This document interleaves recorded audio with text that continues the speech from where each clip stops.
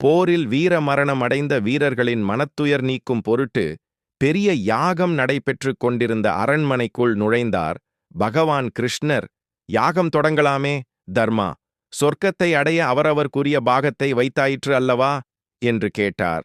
ஆயிற்று கண்ணா, முதலில் பீஷ்மர், பிறகு துரோணர் என வரிசையாக வைத்தாயிற்று. உன் வருகைக்காகத்தான் காத்திருந்தோம் என்றான் அர்ஜுனன். யாகத்தின் முதல் வேண்டுதல் யார் பேரில் எனக் கேட்டார் கிருஷ்ணர்.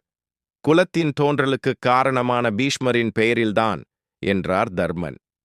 வீரமரணம் அடைந்தவர்க்காக நடத்தும் யாகத்தில் முதல் பாகம் சகுனியின் பெயரில் அல்லவா இருக்க வேண்டும் என்று கிருஷ்ணர் சொன்னதும் பாண்டவர்கள் அதிர்ந்தனர். பீமன் பல்லை கடித்தான். அர்ஜுனனின் கை தானாக உறைவாளை நோக்கிச் சென்றது. என்னாயிற்று? கண்ணா, உனக்கு முதல் மரியாதை என்பது நாம் அளிக்கும் மிகப்பெரிய மரியாதை. அதை பாவி சகுனிக்கா வழங்குவது? பீமனின் கோபம் வார்த்தைகளாய் வெளிப்பட்டன. ஆம், அதற்கு தகுதியானவன் அவன் ஒருவனே என்றார். கிருஷ்ணர் அமைதியாக, பீஷ்மரை விட சிறந்தவனா?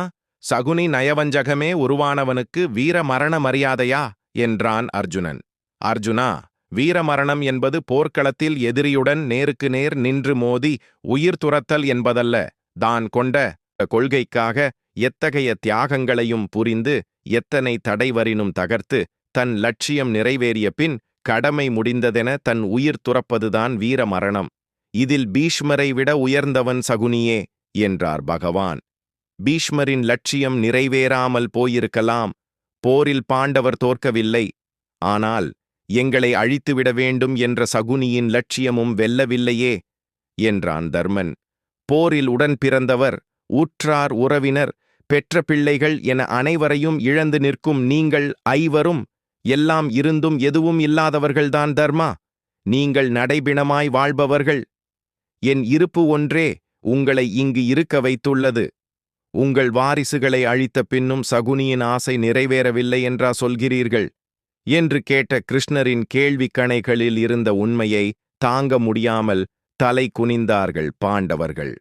அப்படி பார்த்தால் சகுனியின் லட்சியம் எங்களை அழிப்பதை விட துரியோதனனுக்கு வெற்றியை தேடித் தருவதில்தானே இருந்தது. அது நிறைவேறவில்லையே. கௌரவர்கள் அனைவரும் அழிக்கப்பட்டனரே என் அர்ஜுனன் வினவ சிரித்தார் கிருஷ்ணர். அர்ஜுனா, எதை நினைத்து தன் வாழ்வை சகுனி ஆரம்பித்தானோ அதை முடித்தே சென்றான். ஒரு புறம் 100 எதிரிகள், இன்னொரு புறம் 5 எதிரிகள்.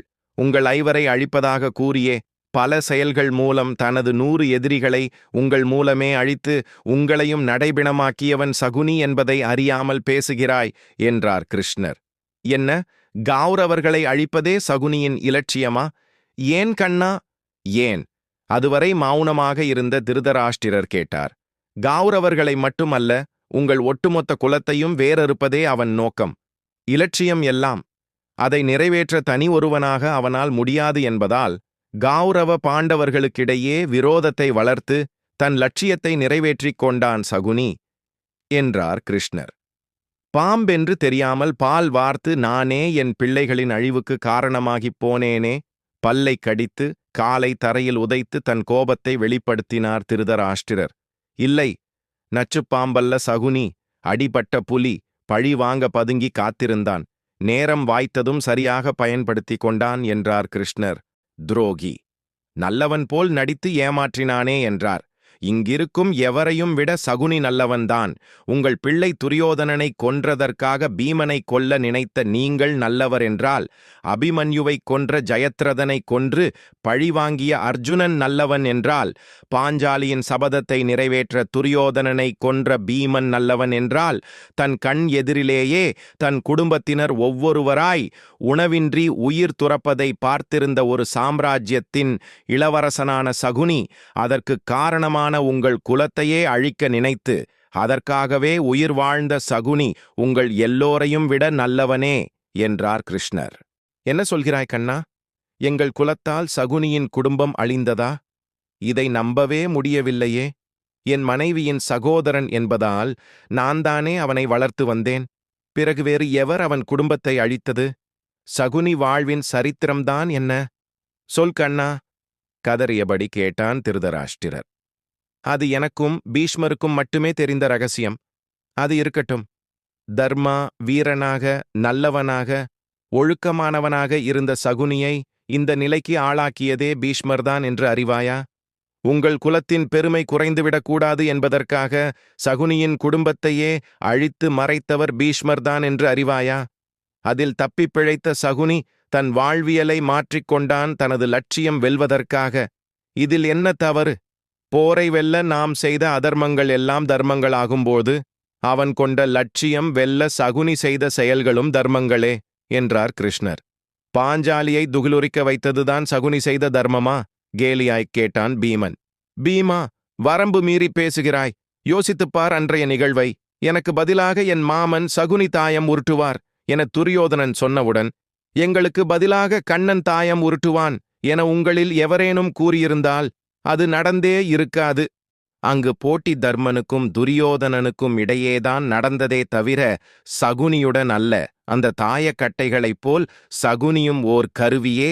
பாஞ்சாலியின் அவமானம் சகுனியால் திட்டமிடப்பட்டதல்ல. அதற்கு முழுக்க பொறுப்பேற்க வேண்டியவர்கள் தருமனும் துரியோதனனும் தான்.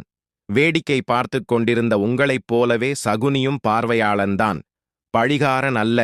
புரிந்து கொண்டு பேசு என கடுமையாகச் சொன்ன கிருஷ்ணரை பணிந்தான் சகாதேவன். பரந்தாமா, பரந்தாமா, சகுனிக்காக பரிந்து பேச தாங்களே முன் வந்தது ஆச்சரியமே. இதற்கு கண்டிப்பாக வேறு காரணம் இருக்கும். அதை நான் அறியலாமா? யுத்தத்தில் சகுனியை கொன்றவன் என்ற உரிமையில் கேட்கிறேன் என்றான் பணிவுடன். சகாதேவா, காலத்தின் மறு உருவம்தான் நீ. அதனால்தான் உனக்கு எதிர்காலம் அறியக்கூடிய ஜோதிடக்கலை எளிதாக வந்தது. சகுனியை கொன்றது நீயல்ல. அவன் லட்சியம் முடிந்தவுடன் உன் உருவான காலம் அவனை அழைத்துக் கொண்டது. கவலை வேண்டாம். அது மட்டுமன்றி காலம் முழுதும் என்னையே அனுதினமும் நினைத்து கொண்டிருந்தவன் சகுனி ஒருவனே. அது பக்தியாக இல்லாவிட்டாலும் கூட என்னையே நினைத்திருந்ததால் அவனும் என் பக்தனே. என் ஒவ்வொரு அசைவுக்கும் பொருளறிந்தவன் அவன் ஒருவனே. அவன் உயிரோடு இருக்கும் வரை என்னால் அவனுக்காக எதுவும் செய்ய முடியவில்லை. அவனை என் பக்தனாக அவன் விரும்பாவிடினும் அவனை நான் ஏற்றுக்கொண்டதனால் யாகத்தின் முதல் பாகத்தை அவனுக்கு அளிக்க வைத்து பெருமைப்படுத்தினேன் என்றார் பகவான். மேலும், என்னை விரும்பி ஏற்பதோ விரும்பாமல் ஏற்பதோ முக்கியமல்ல. என்னை ஏற்பது என்பது மட்டுமே முக்கியம். அது ஒன்றே போதும். ஒருவனை நான் ஆட்கொள்ள என்ற கிருஷ்ணனை வணங்கி வியந்து வழி அனுப்பி வைத்தான் சகாதேவன். இந்த வீடியோ உங்களுக்கு பிடித்திருந்தால் லைக் பண்ணுங்க, ஷேர் பண்ணுங்க, மறக்காமல் சப்ஸ்கிரைப் பண்ணுங்க. நன்றி, வணக்கம்.